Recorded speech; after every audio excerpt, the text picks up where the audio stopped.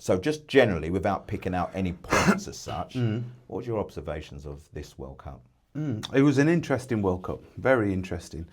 On a personal level, I didn't get into it like I have done all previous national tournaments in my life. You know, in recent years, it's kind of like not bothered about it, but then when it starts, I'm in. I'm in, you know, fully engrossed. But this time around, and I think it was the timings, you know, Of the games. Yeah. I mean, last time I remember him being out like this was probably, was it South Korea when we had mad? What year was that? South Korea. Yeah. 2002. Yeah, when it was there was the times were all over the place. Yeah. Well, whenever it was, I was a young man. I had it in my body, you know. But this time around, especially because my sleep is like a disciplined part of my wellness. Yeah. If you're on past 10 o'clock, I'm catching the highlights in the morning. You know, and that was it. As you know, it was sod's law. The Mexico game was kind of like, am I going to watch the England this? game? Yeah, England-Mexico. I'm like, am I going to watch this? I'm like, nah, Clarke, you know, boys are going to struggle. It's going to be the same old story. I'm on the 5 o'clock train, so let's just... no chance. Let's just get some sleep. Got some sleep, woke up. This is the greatest World Cup game. Of course it was. Of course it was. Do you know what? Do you know what? And that was the English media, yeah? Yeah. I think they overhyped it.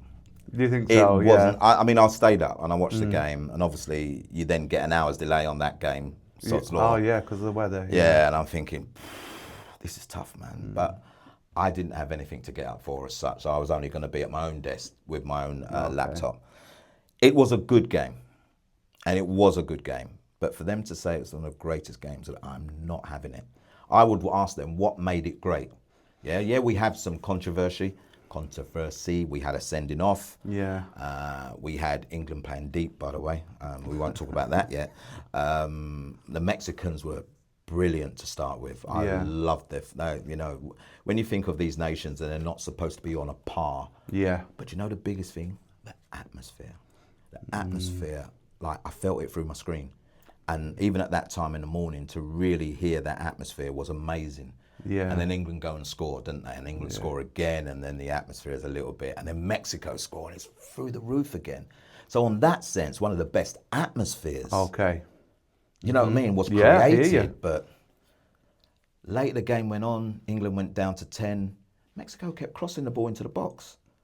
Now, I'm not being funny, they weren't the tallest, and Jimenez was off the pitch by then, but they kept crossing. So England brought on Dan Burn, who kept bucking, and the defenders were bucking anyway, so there was not a real threat. So I'm not going to have that.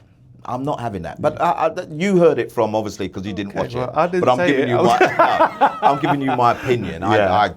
I'm not having that as one of the best World Cup games Oh. ever. Yeah, that was a shout on the radio and in the reports. So Carrie and I, my wife, when I came home that night, we watched the full game. Okay. With nachos and stuff. I agree. It wasn't the greatest match ever. It was an excellent result considering the challenges, circumstances. all the circumstances. Yeah. And I could see, because we had this discussion, my wife is my greatest little confidant and verbal sparring partner. I think the jeopardy in the moment will have heightened it as well. Yeah. You know, watching a replay and knowing the result and seeing it, it's kind of like, this is flat. But if you're right on the edge of your seat for that one, in that atmosphere, I can see how it felt good. See, I thought if the Mexicans had stuck to their game plan and what it was, which was utilising their wide players, sliding things through England's defence, I think they might have had joy. But the fact that they just kept crossing the ball into the box, you'd be very disappointed if England didn't do what they did. Didn't do you know deal what with I mean? Yeah. And of course, there's a game later where England dropped deep again and the centre halves didn't buck everything. But we won't talk about that game yet. Not Listen, yet.